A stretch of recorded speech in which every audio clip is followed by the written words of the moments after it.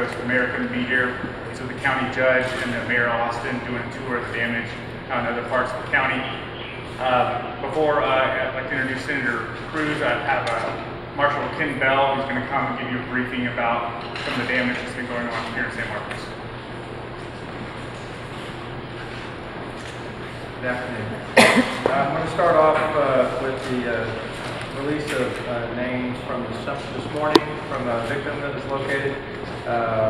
Michelle Marie Carey Charlie has been identified as the victim that was located yesterday at 4 o'clock. Fatality?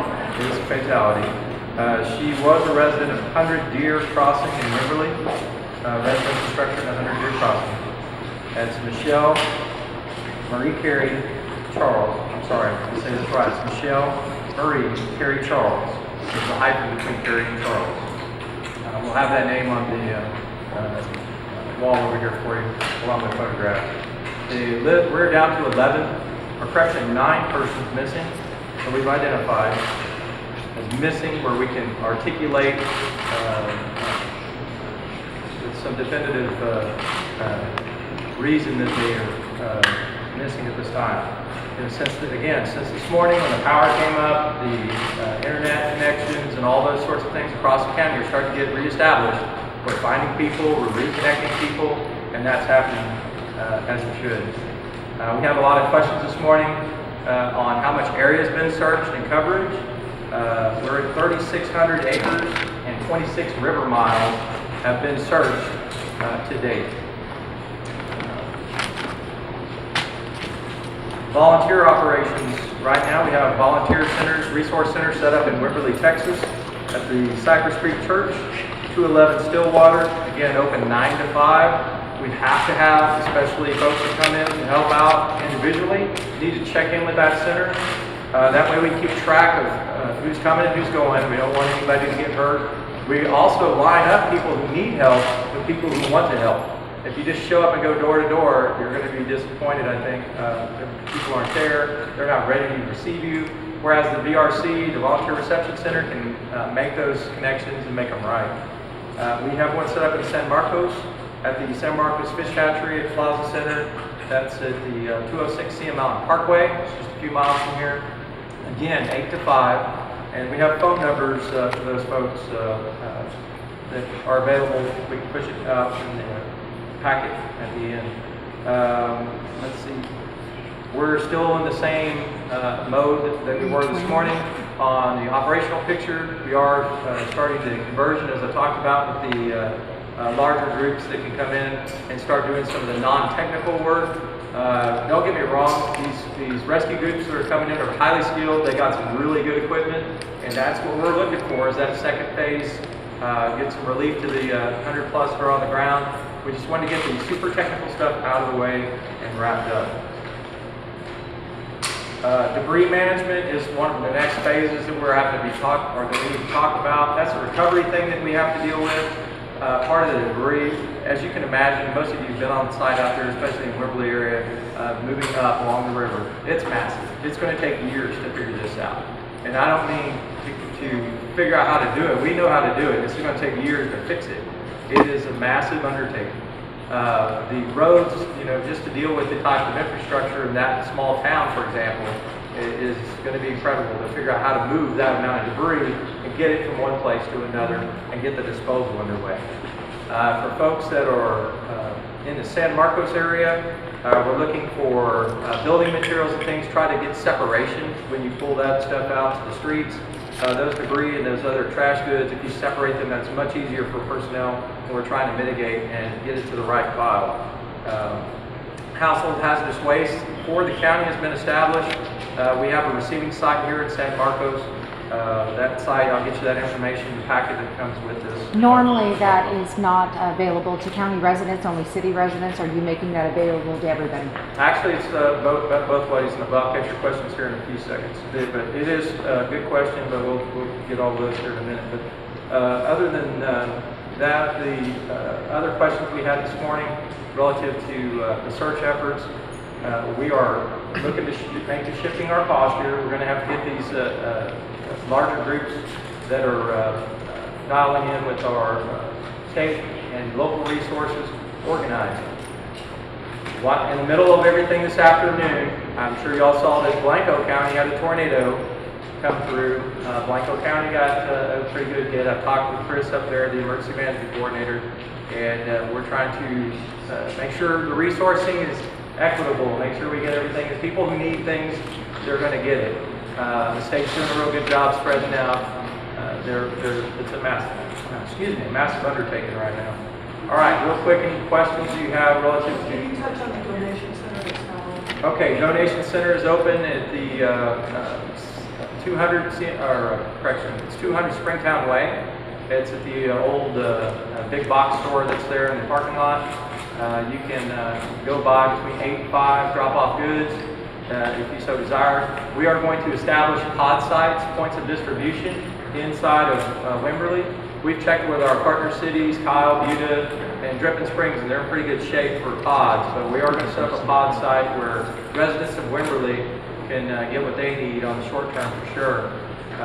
Long term, what's happening down there is they've got so much debris and donations, it's hard to manage. So we're going to be pushing that back and forth to kind of give them some breathing room. Now, any questions? When was the deceased found and by whom? Well, I don't know the by whom, but it's 4 o'clock yesterday afternoon. That leaves one unidentified. One that we have located is unidentified. And the name of the deceased, one more time, I heard that yelled out, is Michelle Marie Carey Charba with a hyphen. And I'll get you the spelling after. Yes, sir. Any details you have on how she was found, where, and what, What county and what river? None that I can offer right now. When something like that happens, it goes through multiple channels. By the time we get it, and all the details are not fresh to me. And can you just reiterate what the current position of how many people are missing and how many people you're still looking for? Right now, we're missing 9 people, and we have located 3. How are you guys preparing? We're having more rain. Again, rain issues are pretty isolated and localized. In preparation, we have, especially in the outlying areas near the county lines, we're bringing resource teams up. TIFMAS teams are what they're called, Texas Fire Incident Management Teams, and our management services teams. We have fire teams that are going to kind of help back up these fire departments. We have fire departments that they're mostly volunteer in most of these areas. They're having a real difficult time. They haven't had sleep. So we're trying to backfill those resources as best we can, make sure that services are still provided on top of the search efforts that are going on. So right now, a lot of Hays County is shifting up. City of Kyle, City of Buda, Dripping Springs have all offered up their services to support whoever they've been staffing their fire stations basically for the last couple of nights. Are the rescue teams working 24 hours or just kind of during the day? It's during the day. During the night, we use FLIR technology and use when we can fly, because it seems like I've offered this to you a few times in the last week. We get in the air, the weather changes, we have to ground our units. I mean, the weather's the factor. If the weather's not bad, we're there. I mean, we can't be in the water when it's flooding at the time we're there. Anybody have anything else? In terms of state or federal resources, is there anything that you guys are lacking right now? The offer of state resources, we have some federal resources that have been offered through the state, but right now we're at a state event. This has not been federalized. And the resources are coming when we ask for it. Our position, our problems that we have is just managing all of it. Again, on top of the resources that we have coming from the state, we have thousands of volunteers showing up, and thousands of people, and gratefully so. We cannot do this without volunteers. It's a wonderful thing. The call for volunteers is going to be a Friday call. Tomorrow call, we'll be starting to talk about that. We're not calling for volunteers today. It's too early. We're still in the middle of this thing. We want to be able to get our organizational posture up, get those folks in, get them organized, and boy, we're going to have a heck of an impact. If you get too many people, all we're doing is bumping into each other right now. Texans are hurting. They're hurting here in San Marcos, they're hurting in Wimberley, they're hurting in Houston, they're hurting across the state. The flooding we have seen been tragic. Men, women, and children have lost their lives. People have lost their homes.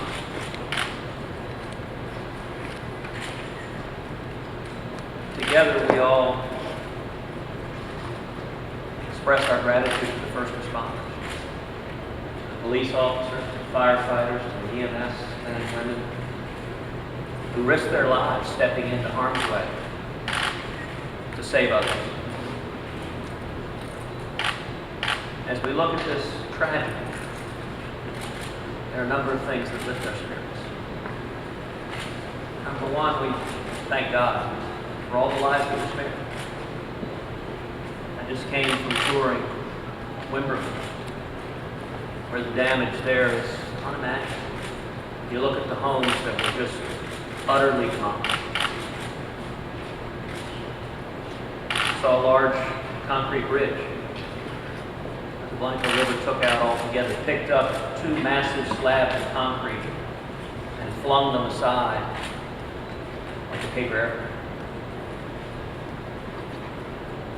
This river had an over 40-foot wall of water, demolished everything in its sight. And the death toll could have been unspeakably worse. People hadn't evacuated, we could have been speaking about hundreds of lives lost today as house after house was demolished by this incredible flooding. At the same time, I would say it is uplifting to see how Texans respond to a disaster like this. To see Texans coming together, working together.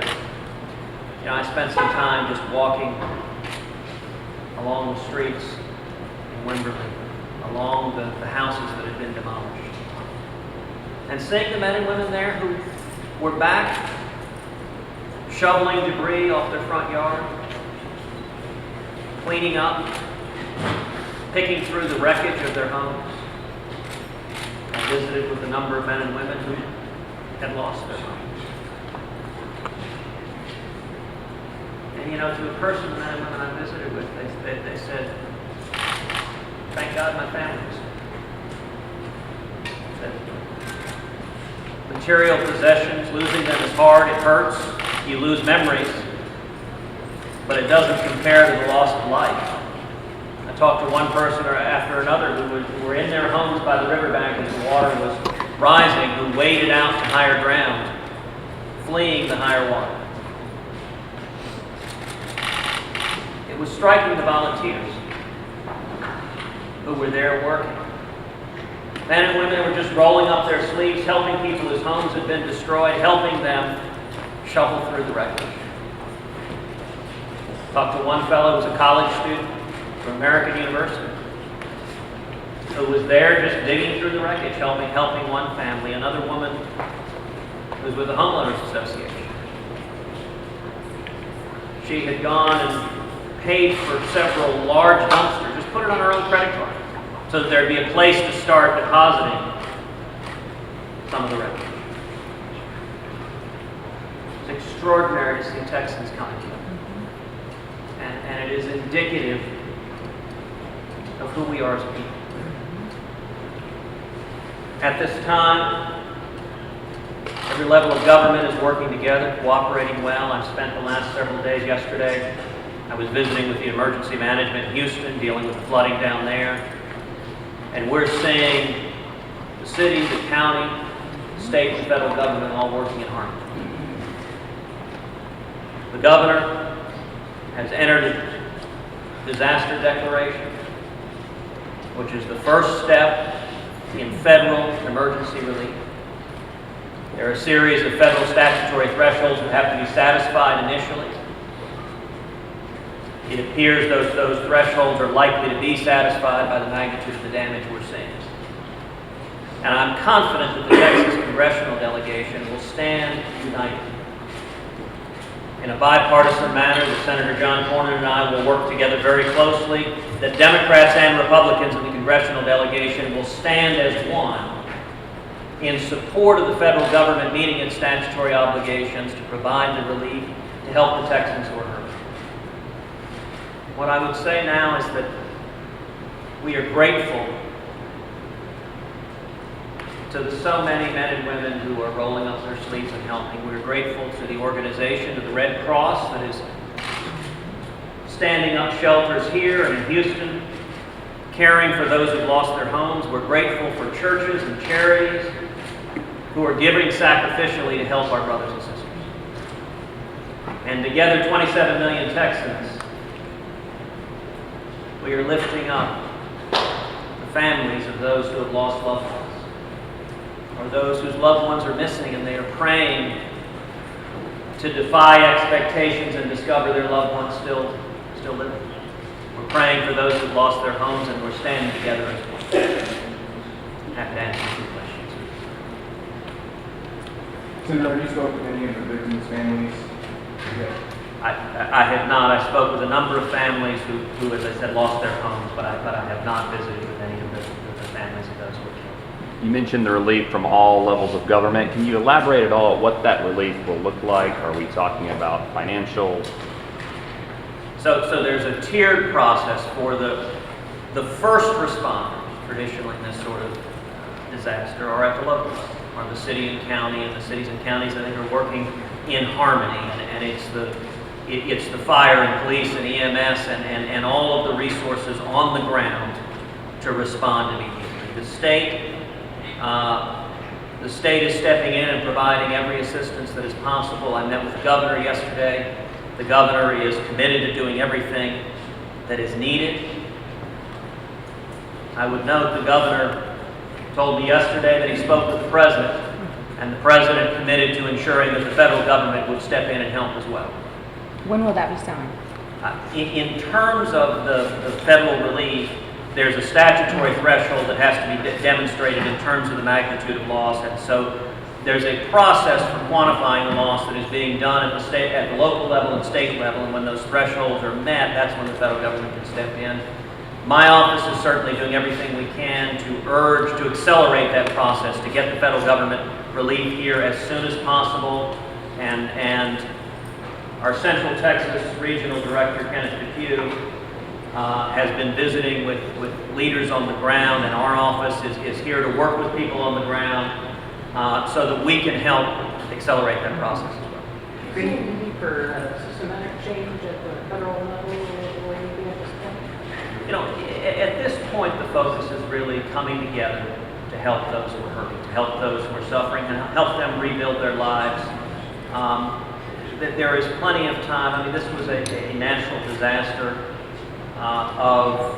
we saw properties that were in a 500-year floodplain, and yet were subject to flooding. And this appears to have been just an extraordinary natural disaster. And so the focus really is coming together and helping those cope with their loss. Is the threshold that you're speaking of a dollar figure, and if so, what is the amount? It is a series of thresholds that's laid out in federal law in terms of the dollar figure, in terms of the number of houses, in terms of residential homes, in terms of the percentage of them that are uninsured, and so federal law lays all of those standards out. So are you confident that you'll meet that, and it's just a matter of getting it down on paper? I have received assurances from both state officials and local officials that the aggregate damages, by all appearances, will meet those thresholds. And so I have every reason to trust those assurances. Climatologists say the Texas flooding events are attributed to climate change. What is your stance on climate change since you can at a time of tragedy, I think it's wrong to try to politicize a natural disaster. And so there's plenty of time to talk about other issues. I think the focus now is on caring for those who have lost their lives and lost their homes. Thank you very much. Thank God you. bless you.